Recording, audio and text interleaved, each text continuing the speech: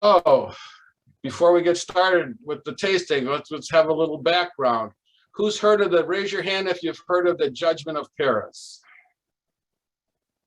Okay, Judgment of Paris. Until at least the late 1970s, left bank Bordeaux was considered the best expression of Cabernet in the world. In the 1976 Judgment of Paris, it was held where a Napa Valley Stag's Leap Cellars Cabernet was judged superior to the best Cabernets produced in France.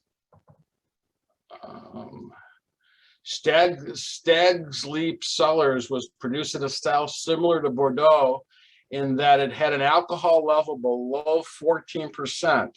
Often they produced wines with alcohol less than 13%. It had grippier, which meant more bitter tannins. It was a balance of earth and fruit and had balanced oak.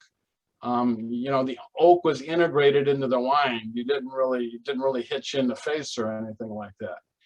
California, after the Judgment of Paris, produced Cabernet primarily in the Bordeaux style for the next 20 to 25 years. And they were doing a good job of it. And the Judgment of Paris was depicted in the movie Bottle Shock. I don't know if anybody saw that movie. It's got to be out there on Netflix or somewhere. Although the focus to that movie was not Stag Leap Cellars, it was on Chateau Montelena, whose Chardonnay also beat the French wines that year. So, and they threw a little love story in there and a little other drama, and it was an okay movie. And then, ba-ba-boom, the Parkerization of wine occurred. And there he is right there. There's Robert Parker. We talked about his 90-point scale earlier. In 1976, Robert Parker began publishing The Wine Advocate, the first magazine that looked at wine from a consumer's viewpoint. Prior to that, it was made for restaurateurs, sommeliers, wine collectors. That's where all the publications were for. But Robert Parker was the first one to create a publication for the common man. He invented the 100-point grading systems for wine.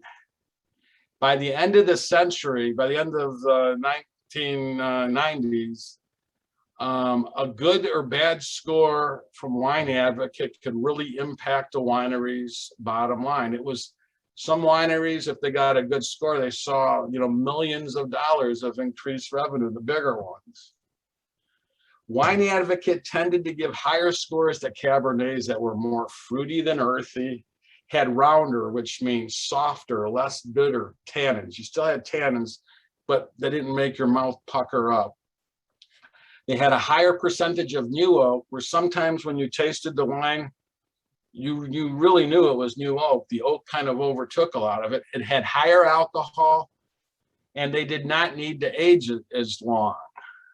So they tended to give higher scores. So after the turn of the centuries, most high-end Cabernet producers in California started changing the way they made wine. Instead of making it in their Bordeaux style, they started to make it in the fruit-forward, higher alcohol, oaky style that Robert Parker liked, so that they could get high scores from Robert Parker.